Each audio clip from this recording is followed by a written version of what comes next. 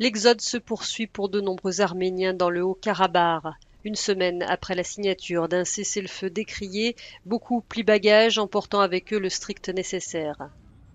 L'accord supervisé par la Russie prévoit la restitution à l'Azerbaïdjan de plusieurs zones, dont le district de Kalbajar. Pour l'heure, c'est par ici que passe la seule voie d'accès possible pour rejoindre l'Arménie. Une ville symbolise plus que toute autre la détresse et l'incertitude dans lesquelles sont plongés les Arméniens de la région. Stepanakert, appelée Kankendi en azérie. La ville est considérée par les Arméniens comme la capitale du Haut-Karabakh. Défigurée par les roquettes, elle s'est vidée de ses quelques 50 000 habitants. Ces derniers ont d'abord fui les bombardements, puis un ordre d'évacuation générale a été donné. Tous ne l'ont pas respecté. « Êtes-vous resté ici tout le temps ?» interroge le journaliste. « Dans quel autre endroit pourrais-je être ?» répond cette habitante. « Je suis chez moi ici. Personne ne peut rien me dire. » L'Arménie a reconnu avoir perdu plus de 2300 soldats dans le conflit. Un lourd bilan qui représente près du double des pertes précédemment annoncées par Erevan.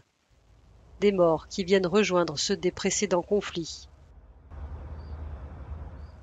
Selon l'accord de cessez-le-feu, Stepanakert ne sera pas donnée à l'Azerbaïdjan, mais elle sera sous contrôle russe, isolée dans une région encerclée par des territoires soit conquis durant la guerre, soit restitués ces prochaines semaines à l'Azerbaïdjan. La décision il y a une semaine de stopper les combats était difficile à accepter. Beaucoup croyaient une victoire encore possible, comme ce sergent.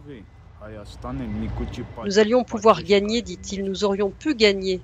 Nous avions juste besoin d'aide et de soutien. Les gens de cette ville se battaient contre l'Azerbaïdjan, contre la Turquie et les terroristes venus de différents pays.